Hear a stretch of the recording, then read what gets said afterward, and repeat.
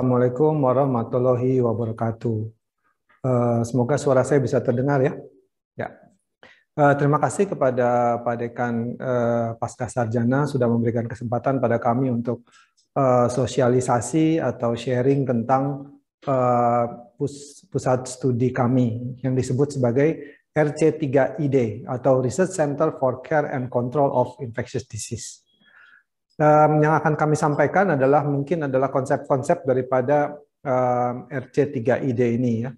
Bagaimana kita memanage penelitian, bagaimana kita bekerja sama dengan para peneliti, bagaimana kita bekerja sama dengan kolaborator, dan apa visi dan misi kita. Lalu kemudian kami memberikan beberapa contoh-contoh proyek yang disampaikan oleh masing-masing working group. Ya. Jalan? Oke. Ini lagi ada perbaikan teknis sedikit. Tapi oke, kita langsung mulai. Bisa slide selanjutnya mungkin?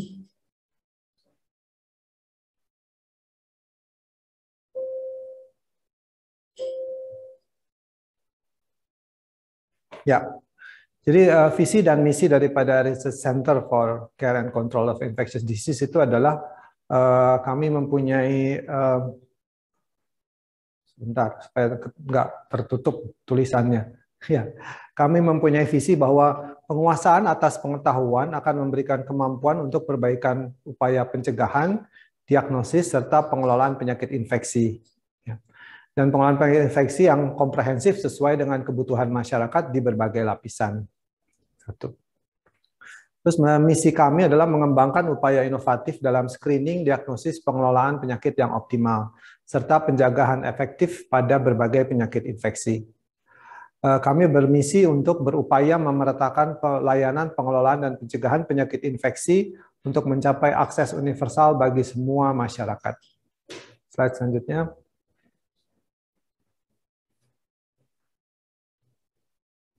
Ya. Oke, konsep daripada RC3ID ini adalah sebagai berikut tampak dalam grafik ini ya.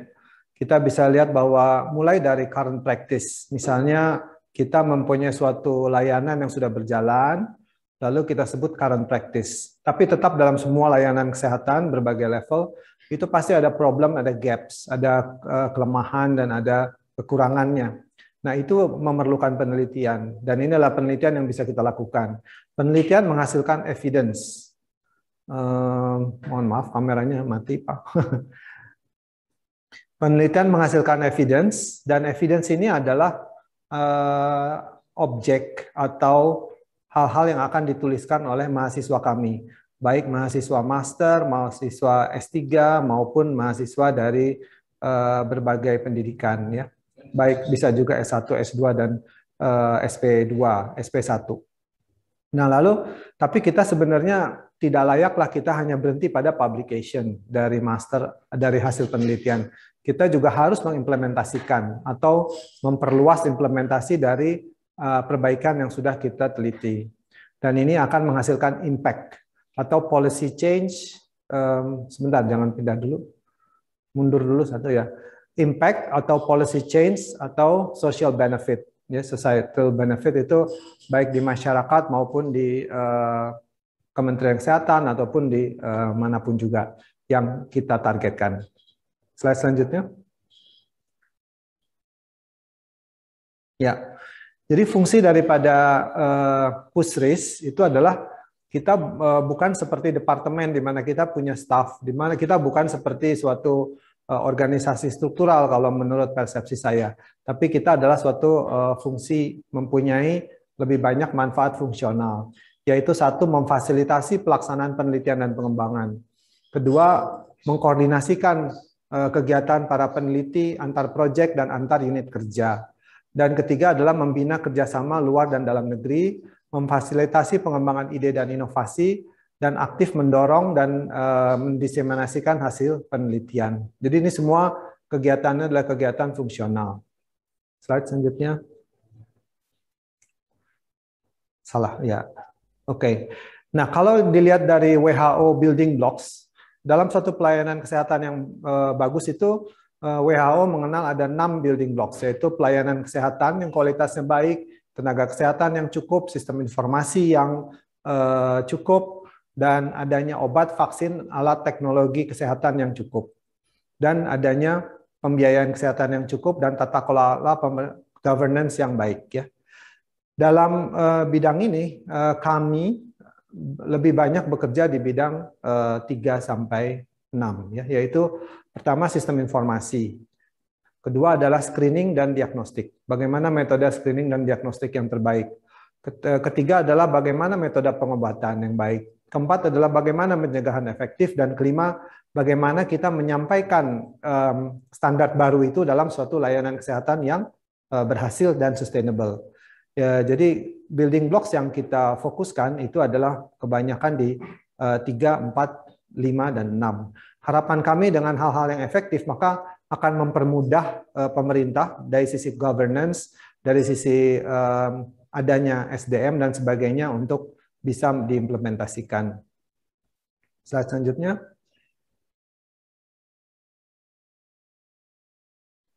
Ya, mohon maaf ini slide-nya agak terlalu kecil, tapi di sini adalah sama sistem informasi. Kira-kira kegiatan apa yang bisa dilakukan? Sistem informasi misalnya memperbaiki sistem pencatatan dan pelaporan TB misalnya atau HIV. Dalam bidang screening diagnostik apa misalnya? Kita bisa menguji coba teknologi screening terbaru dan kemudian menyampaikan kepada pemerintah bahwa ini adalah screening yang terbaik. Metode terapi, demikian pula kita bisa meneliti suatu obat baru dan menyampaikan pemerintah bahwa ini adalah obat yang baru dan lebih baik. Pencegahan efektif sama juga. Apakah itu pencegahan sifatnya pencegahan sosial atau pencegahan vaksin atau obat-obat untuk profilaksis. Dan penyampaian layanan kesehatan itu maksudnya adalah bagaimana supaya diagnostik dan strategi yang sudah kita sampaikan itu bisa nyampe dan akhirnya bisa dipakai oleh layanan kesehatan di berbagai level. Itu suatu upaya yang berat karena perlu advokasi, perlu negosiasi, dan sebagainya. Slide selanjutnya.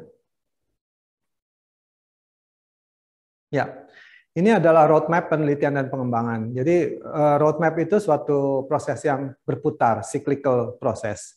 Di sebelah kiri kita bisa lihat ada sistem informasi yang kita perbaiki, sistem diagnosis yang kita perbaiki, pengobatan, pencegahan, dan penyampaian yang kita perbaiki. Dan dalam pelaksanaannya kita tahu ada pencegahan primer, seperti misalnya mendeteksi risiko, memodifikasi risiko, merubah perilaku, memberikan vaksin, atau memberikan profilaksis, misalnya pada TB adalah profilaksis INH misalnya. Pencegahan sekunder. Pencegahan sekunder itu adalah screening, deteksi dini, pengobatan dini. Artinya apa? Mencegah menjadi sakit lebih berat, karena dia sifatnya pencegahan dini dan pengobatan dini. Ya. Kemudian penyampaian layanan kesehatan, ini adalah masalah gimana kita mengadvokasi supaya bisa mencapai pelayanan yang berkualitas dengan akses yang baik untuk semua masyarakat. Ya, slide selanjutnya. Oke, ini adalah profil dari anggota staf kami, RC3ID. Mohon maaf sekali lagi, ini bukan staf sebenarnya, tapi adalah anggota. Mungkin bisa disebut bahwa RC3ID itu tidak punya staf permanen, tetapi kita sebut anggota aja, di mana anggota itu bisa aktif dan bisa tidak aktif. Ya. Ini adalah anggota yang aktif maksudnya. Jadi walaupun ada daftar ini, jangan kecil hati bahwa oh kok saya tidak ada di sini. Ini aktif dan tidak aktif. Jadi kelompok yang paling besar itu adalah tuberkulosis. Kedua adalah acute respiratory infection. Yang ketiga HIV. Yang keempat dengue dan demam. Dan yang kelima adalah sepsis dan antibiotic stewardship. Topik-topik ini disusun berdasarkan kebutuhan. Karena memang tuberkulosis saat ini masih masalah besar. Acute respiratory infection masalah besar. Ya, ini adalah semua masalah-masalah besar yang saat ini kita temukan. Ya. Sepsis dan antibiotic stewardship sebenarnya itu adalah working group baru yang menurut hemat kami sangat membutuhkan perhatian kita bersama. Ya, dan memang sudah menjadi agenda nasional dan internasional juga. Dan di dalam staf kami itu ada peneliti yang PhD, ada yang sudah PhD, kemudian ada yang master, dan kemudian ada juga riset asisten dan asisten dari unit kerja seperti laboratorium, database, dan sebagainya. Ya. Di samping itu ada administrasi keuangan itu 12 orang yang membantu untuk pengelolaan ini semua. Ya, slide selanjutnya. Ya, kelompok peneliti itu datang dari berbagai disiplin ilmu, baik ilmu penyakit dalam, neurologi, farmakologi, patologi, dan sebagainya. Ya, kita bisa lihat di sini. Tapi di samping itu bukan hanya fakultas kedokteran, juga dari ilmu sosial, psikologi, ekonomi, antropologi, dan MIPA juga, biologi dan statistika.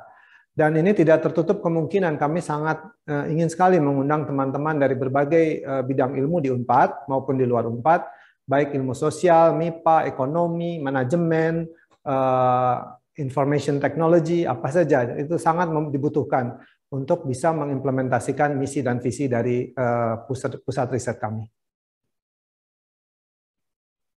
Ya, slide selanjutnya. Ya, bagaimana publikasi dan haki? Publikasi dan haki itu kami mungkin termasuk pusris yang paling banyak memberikan publikasi di UNPAD ini dan mungkin juga di nasional ya, khususnya untuk tuberkulosis menurut hemat kami paling banyak ya. Dan masih banyak kesempatan untuk bisa publikasi. Kalau misalnya kami lebih rajin lagi, kami yakin bisa melebihi dari ini semua. Untuk haki kelihatan masih kurang, tetapi kita lihat bahwa keaktifan daripada teman-teman untuk membuat haki sekarang jauh lebih hebat. Mungkin nilai ini akan cepat meningkat. Slide selanjutnya.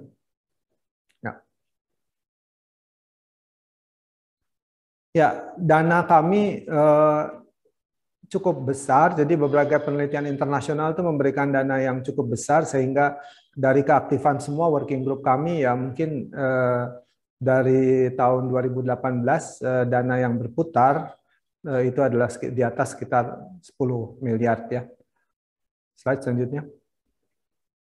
Ya, cara koordinasi. Nah, cara koordinasi adalah suatu hal yang mungkin menjadi sangat menarik karena demikian banyak disiplin ilmu, demikian banyak working group, bagaimana kita koordinasi. Nah, jadi kita koordinasi dalam berbagai jenis rapat, berbagai level ya, terutama ada rapat pleno dan pertemuan ilmiah. Mungkin selama COVID ini kita belum sempat melakukannya.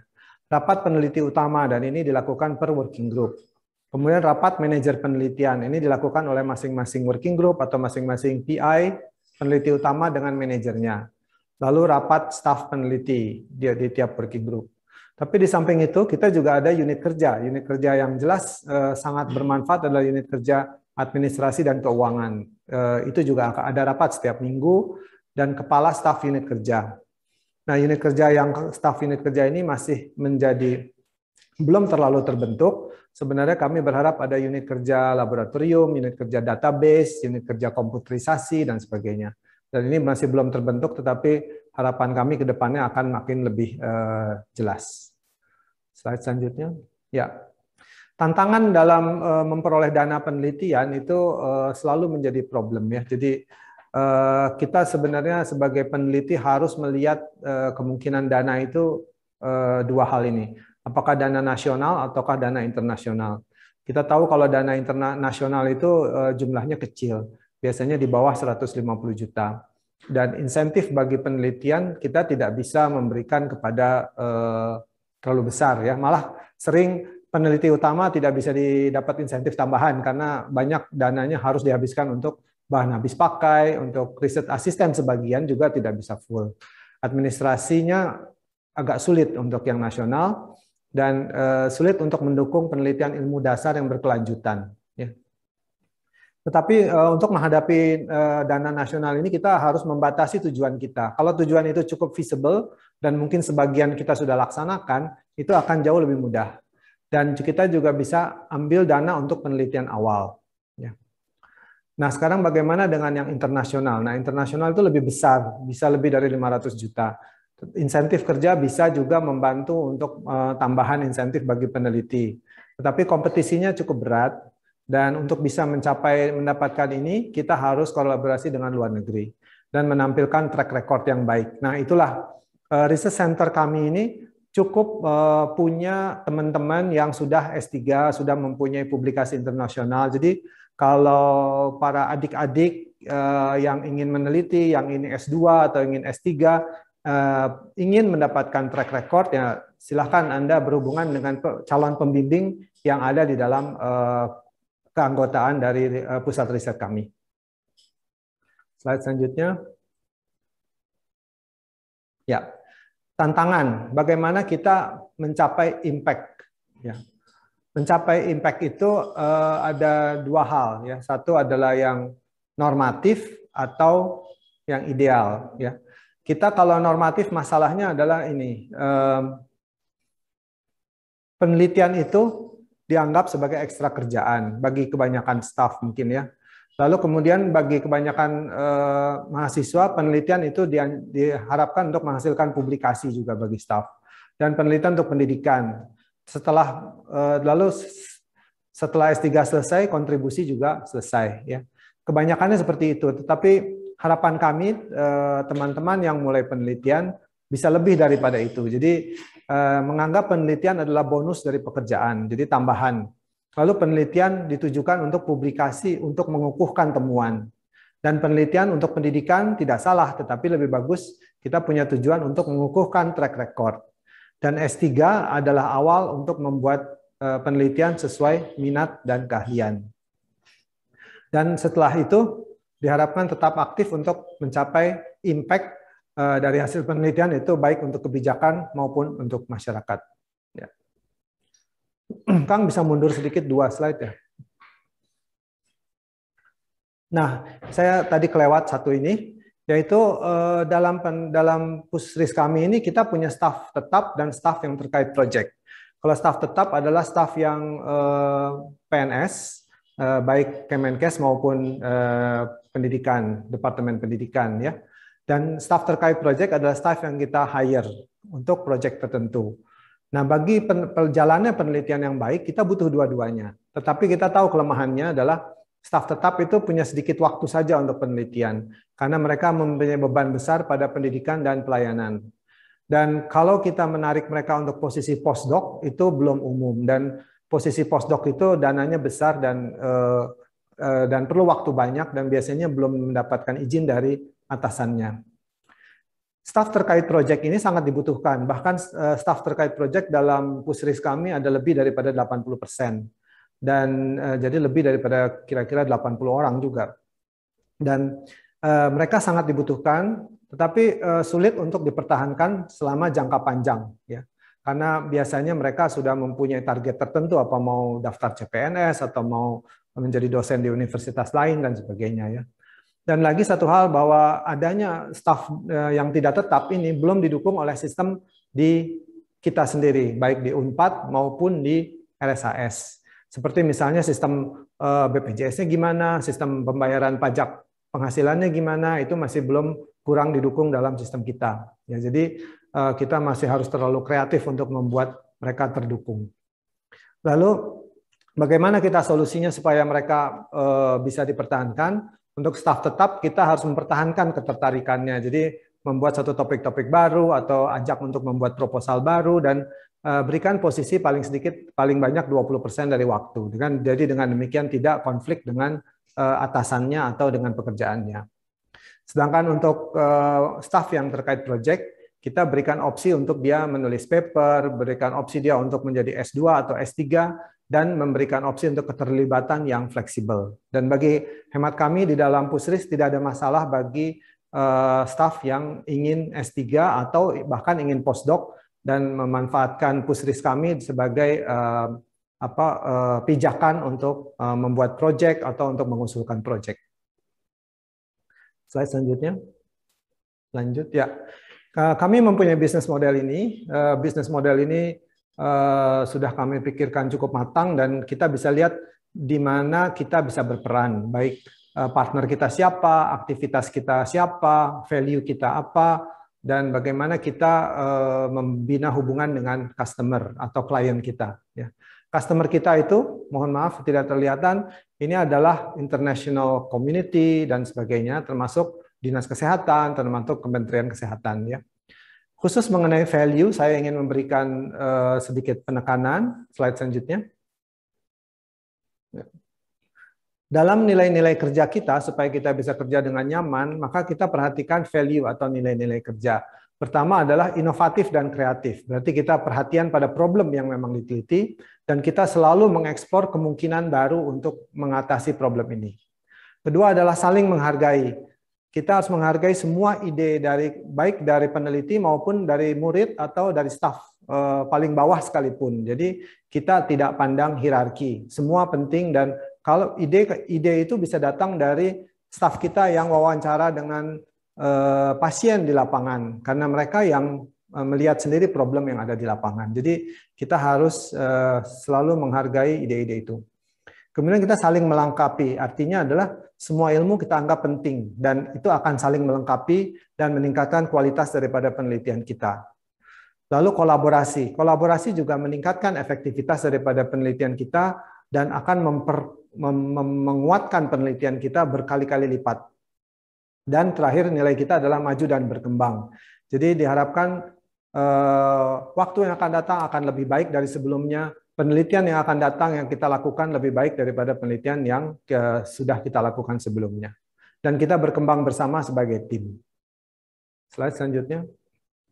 Ya, ini ada sedikit struktur organisasi, tetapi terus terang kami sulit sekali membuat struktur organisasi karena kita tahu sendiri bahwa keberadaan para anggota kami ini sangat fleksibel.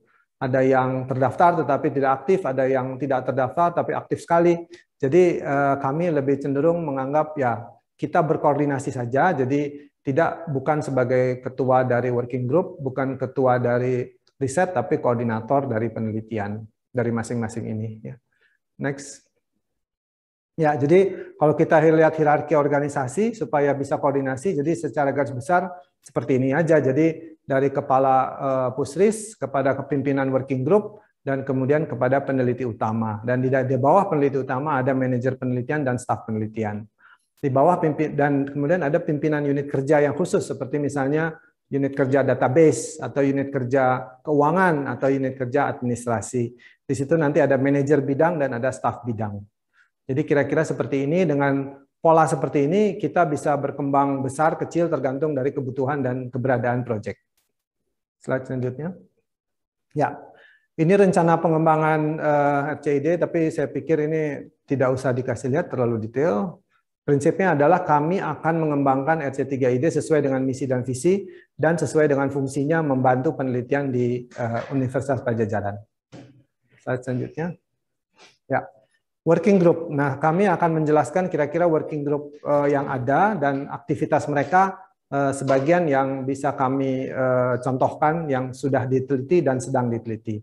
Ada 5 working group, yaitu tuberkulosis, HIV, acute respiratory infection, dengue dan fever, sepsis dan antimicrobial stewardship. Slide selanjutnya. Ya, next slide, Pak. Oke. TB working group, next. Ya. TB working group ini bertolak ukur problem kita adalah TB itu masih nomor 2 di dunia dan insidensi TB di Indonesia itu tidak menurun secepat dari negara tetangga. Di sebelah kanan kita bisa lihat negara Vietnam secara garis walaupun ketutup oleh saya, nggak apa-apa Pak, biar aja. Ketutup, tetapi kita bisa lihat bahwa insidensinya turun dari 300 ke bawah. Sedangkan Indonesia dari 350 ke masih sekitar 200, masih sekitar 300 ya. Dan kita lihat kenapa kita kok rendah sekali dan Indonesia adalah nomor 2 tertinggi di dunia dengan jumlah pasien TB-nya. Slide selanjutnya. Ya, masalahnya adalah diagnosisnya kita masih lemah. Kedua, pelaporan yang lemah. Lalu cakupan terapi TB laten juga masih lemah. Terus kita belum melakukan contact tracing dengan rutin. Dan lemahnya pengelolaan risiko seperti perbaikan lingkungan, gizi, dan lain-lain. Ya. Next slide, Pak. Ya.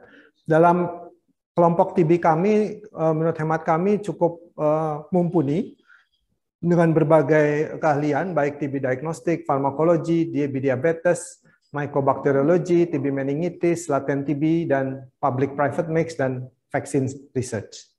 Next slide. Ya, ini adalah penelitian kami yang pertama, yaitu memperbaiki sistem diagnostik dan memperbaiki akurasi daripada diagnostik. Akurasi diagnostik seperti yang dikasih lihat dalam gambar ini adalah akurasi diagnostik yang pertama kali kami lakukan, di mana dengan pendidikan dan perbaikan dari pengambilan dahak kita bisa meningkatkan pemeriksaan sekutum mikroskopis dengan 2 kali lipat sensitivitasnya. Dan di bawah ini kita bisa lihat ada pemeriksaan yang terbaru, yaitu menggunakan automated pembacaan fototoraks secara otomatis, dan kita sudah meneliti ini dan hasilnya cukup baik ya. Tapi implementasinya masih sangat kurang di Indonesia dan kami sedang mengadvokasi untuk bisa digunakan lebih banyak. Slide selanjutnya. Ya. Kemudian peneliti kami juga aktif dalam peningkatan diagnostik yang lebih canggih, yaitu diagnostik molekuler. Dan diagnostik molekuler seperti terlihat tampak dalam gambar ini melihat bahwa meningkatkan diagnostik molekuler itu lebih tinggi daripada culture yang paling kanan itu. Dan kemudian dalam genotyping dan whole genome sequencing untuk MTB itu dilakukan oleh tim kami. Lanjut, slide selanjutnya. Kedua adalah tuberkulosis dan diabetes mellitus. Ini juga suatu topik penelitian yang kami awali dari mulai sekali, dari awal sekali, sehingga akhirnya bisa mengembangkan suatu pemeriksaan screening yang bagus untuk pasien DM dan juga screening yang kami anjurkan untuk pasien TB dengan DM. Dan kemudian juga kami membuat sistem monitoring, sistem edukasi, dan merekomendasikan pengelolaan TB DM yang lebih baik. Slide selanjutnya. Ya, ini adalah farmakologi dalam TB meningitis. Kebetulan peneliti kami juga sudah berhasil menemukan suatu cara metodologi pengobatan TB yang lebih baik dengan kadar rifampicin yang 2 kali lipat lebih banyak, dan hasil ini sudah dipublikasikan dan sudah diimplementasikan di Departemen Saraf di Bandung dan mengarah ke seluruh Indonesia, sehingga kita sudah memberikan dampak yang positif atau dampak perbaikan pada pengelolaan TB meningitis di Indonesia. Next slide. Ya, di samping TB meningitis juga peneliti kami juga aktif dalam penelitian infection, CNS infection, yaitu infeksi susunan saraf pusat. Karena masalah penurunan kesadaran itu bukan hanya disebabkan oleh TB meningitis, tapi juga disebabkan oleh misalnya virus seperti sitomegalovirus atau toxoplasma dan sebagainya. Jadi di sini ada tim khusus juga yang meneliti itu dan menyebar ke kelompok yang non tuberkulosis. Slide selanjutnya. Ya. Dan tim ini ternyata membesar sekali sehingga berkolaborasi dengan Vietnam, berkolaborasi juga dengan Jakarta, dan kolaborasi dengan rumah sakit lain selain Hasan Sadikin. Slide selanjutnya. Ya, terus samping itu bukan hanya klinis penelitian kami, tapi juga ada penelitian layanan pada sektor swasta. Ya, di sini adalah salah satu penelitian dari tim kami, di mana kita menunjukkan bahwa bagaimana pasien TB itu pertama mengunjungi siapa. Ternyata rumah sakit dokter praktek swasta adalah pusat layanan yang dikunjungi oleh pasien. Kemudian vaskes informal juga cukup banyak. Tapi kemudian pasien-pasien ini mendapatkan diagnosis adalah di rumah sakit yang paling banyak, bukan di puskesmas. Walaupun pemerintah memberikan banyak sekali sumber daya ke puskesmas. Lalu akhirnya pasien diobati di sebagian besar di rumah sakit dan sebagian sekitar sepertiganya di puskesmas. Dari pemetaan ini kita bisa lihat bahwa pemerintah sebenarnya harusnya lebih banyak juga memberikan perbaikan pada hubungan dengan swasta dan pada rumah sakit, karena ternyata pasien TB banyak sekali yang membutuhkan layanan di rumah sakit. Slide selanjutnya. Kemudian penelitian mengenai BCG, yaitu vaksin untuk TBC. Saat ini vaksin BCG itu dianggap kurang efektif, tetapi kami mempunyai data-data informasi awal bahwa vaksin BCG akan cukup efektif untuk mencegah infeksi pada petugas kesehatan. Karena itu ini trial ini akan berjalan, masih dalam persiapan. Slide selanjutnya. Ya, beberapa banyak kegiatan yang masih berjalan di TB tidak bisa diceritakan satu-satu dan berhubungan semuanya dengan public private mix, selalu dengan penggunaan obat pada pasien TB paru dengan dosis yang lebih pendek. Kemudian slide selanjutnya. Ya. Ya juga termasuk TB meningitis dan ada TB photo voice. Slide selanjutnya. Ya. HIV Working Group ini adalah juga kelompok yang cukup besar dan salah satu peneliti kami juga berhasil membuat suatu program yaitu program Hebat, dan program Hebat ini memang hebat sudah mendapatkan MDG Award pada tahun 2012 dan saat ini merupakan standar untuk pendidikan sexual reproductive health untuk SMP, dan juga di dalamnya juga dimasukkan education untuk supaya mencegah penggunaan obat-obat terlarang, ya, obat-obat nafsa dan segalanya itu. Dan ini pendidikan sangat interaktif sehingga disukai oleh anak SMP. Slide selanjutnya. Kemudian masalah daripada HIV/AIDS itu, walaupun HIV/AIDS itu mudah sekali didiagnosis ya, tapi yang terdiagnosis juga masih kurang, dan walaupun dia terdiagnosis, ternyata banyak sekali orang yang tidak mencapai pengobatan yang cukup. Jadi problem itu masih sangat besar. Tidak seperti TB, di mana diagnostik TB itu masih lebih sulit, diagnostik HIV jauh lebih mudah, tetapi pelaksanaannya pun ternyata masih banyak problem. Disinilah kita hadir untuk membantu pemerintah dalam hal pengendalian HIV. Slide selanjutnya. Ya, kemudian dari tim HIV ini juga ada suatu penelitian yang cukup sensitif, yaitu pre-exposure prophylaxis untuk mencegah HIV pada kelompok beresiko. Artinya pre-exposure prophylaxis yaitu memberikan obat sebelum dia terpapar oleh HIV. Ya. Jadi ini disebut sensitif karena belum masih banyak problem dalam bagaimana nanti pemerintah akan mengimplementasikannya. Slide selanjutnya. Lalu pencegahan TB pada HIV. Pencegahan TB itu banyak sekali diperlukan dan juga bukan hanya pada HIV.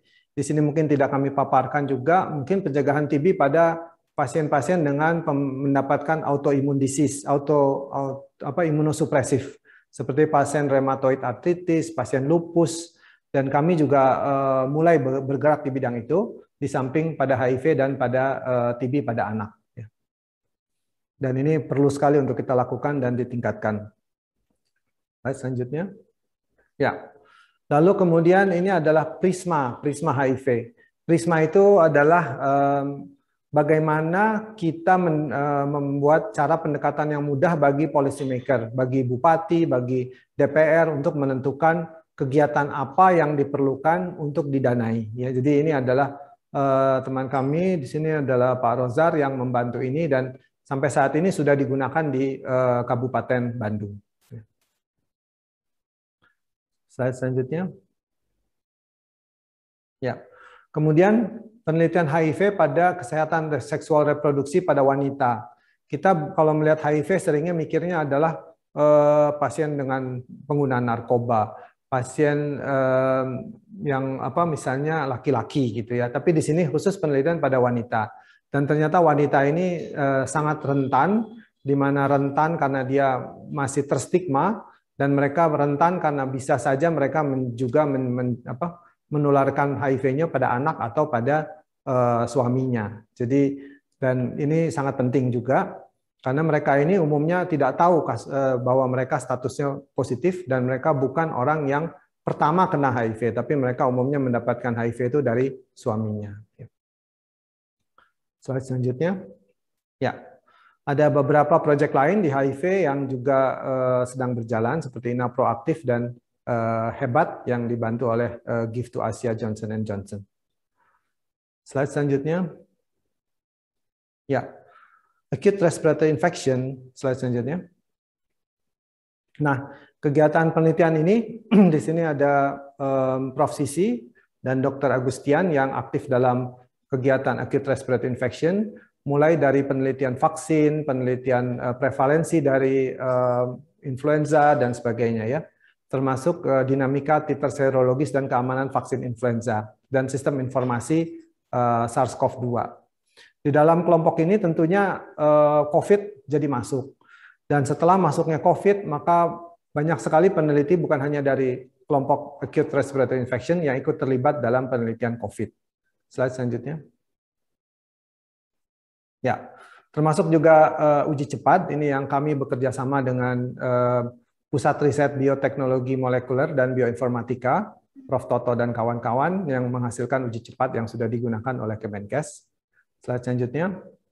Dan termasuk juga ada pengembangan alat uji cepat deteksi IgG-IgM kerjasama dengan ITB, lalu respons antibodi pasca vaksin, dan uji klinis fase 3 dari vaksin yang baru. Ya. Di samping itu masih banyak teman-teman yang kami tahu bekerja dalam bidang COVID, tetapi kami belum mendapatkan datanya, belum diupdate secara detail, jadi sebenarnya cukup banyak dan besar kemungkinan kita bisa bekerja sama dan memberikan impact yang lebih besar lagi. Untuk dengue dan fever working group, slide selanjutnya. Ya, dulu kita sangat aktif sekali dalam penelitian dengue karena kita hanya tahu dengue adalah penyebab demam yang paling banyak di Indonesia. Dan nyatanya memang iya, dengue adalah penyebab demam yang paling banyak di Indonesia, tetapi tidak lebih dari 50%. Dan ternyata ada salmonella yang juga cukup banyak. Kemudian kita bisa lihat di sini ada rickettsia nomor 2. Lalu kita lihat ada influenza yang itu ya, dan itu jadi harus menjadi perhatian kita. Di samping itu ada leptospira, chikungunya, dan lain-lain ya. Ini adalah penelitian yang kita lakukan bekerja sama dengan NIH dan Litbangkes. Dari pemetaan ini kita menjadi tahu penyakit-penyakit apa yang penting untuk kita fokuskan baik diagnosisnya maupun pengelolaannya. Slide selanjutnya. Ya. Mengenai dengue sendiri, penelitian sudah kita bekerja sama dengan NMRC sejak dari tahun 2000 dalam penelitian epidemiologi cohort dan cluster study. Lalu kita pengembangan diagnostik NS1 dan IgG-IgM. Lalu penggunaan USG portable dan HB-POCT untuk mendeteksi kebocoran plasma. Ya. Dan kemudian juga ada clinical trial oseltamivir. Ya. Dengan penelitian cluster seperti ini, kita bisa lihat bahwa ini adalah salah satu contoh di mana kita bisa memetakan kinetik daripada viremia sebelum pasien sakit. Ya, berarti pasien sudah kami kontak sebelum sakit, jadi kami bisa memetakan seperti itu. Ya. Dan penggunaan USG di level pemantauan pasien awal, ini juga kami berusaha untuk mengadvokasi ke pemerintah bahwa USG sebenarnya adalah alat yang harus dimiliki oleh dokter di primary healthcare. Slide selanjutnya. Ya. Kemudian tifoid. Nah, tifoid ini juga kelihatannya masalah lama, tetapi sampai sekarang masih underdiagnosed. Ya, karena kita tidak punya alat diagnosis yang murah dan simple. Jadi diagnosis masih sulit. Dalam gambar ini kita mencoba melakukan diagnosis tifoid dengan menggunakan culture. Culture lalu dilanjutkan dengan PCR setelah 6 sampai 24 jam. Slide selanjutnya.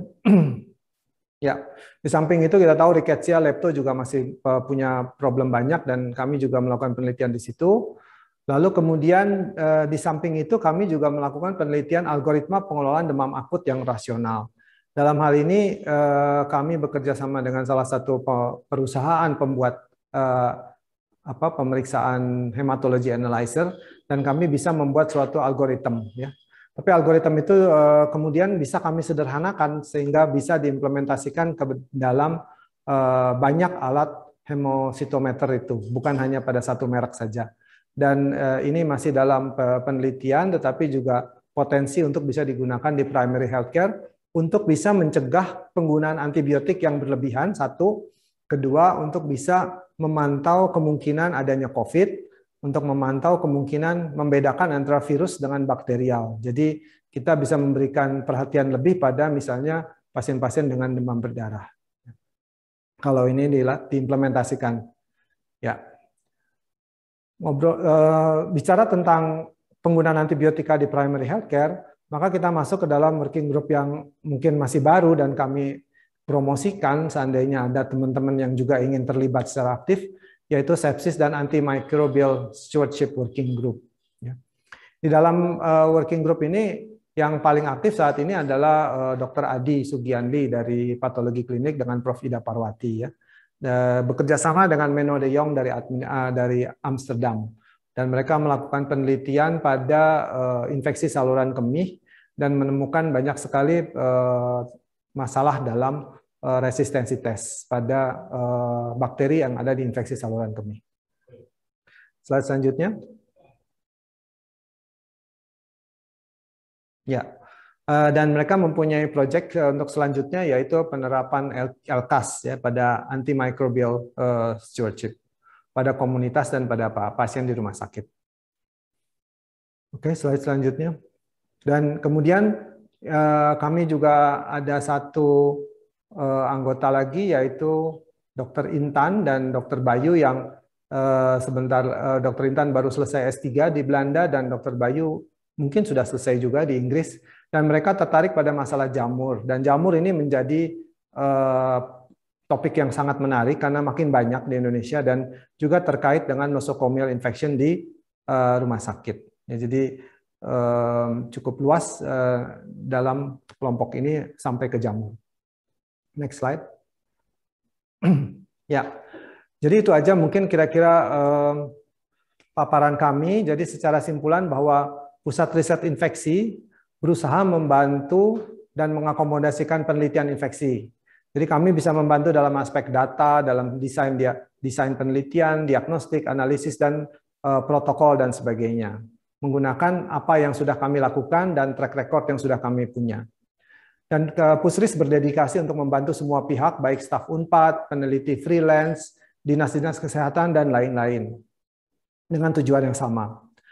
Metode pendekatan yang kami lakukan dalam satu penyakit bisa diaplikasikan pada berbagai topik penyakit infeksi, karena prinsipnya sama, hanya mungkin beda cara paparan dan beda cara diagnosisnya, tetapi teknologinya kira-kira sama. Maka kami berharap adanya mahasiswa atau peneliti, baik freelance maupun terkait dengan institusi lain, untuk ikut berkontribusi dalam memajukan penelitian penyakit infeksi. Ya, terima kasih atas perhatiannya. Demikianlah presentasi kami. Assalamualaikum warahmatullahi wabarakatuh.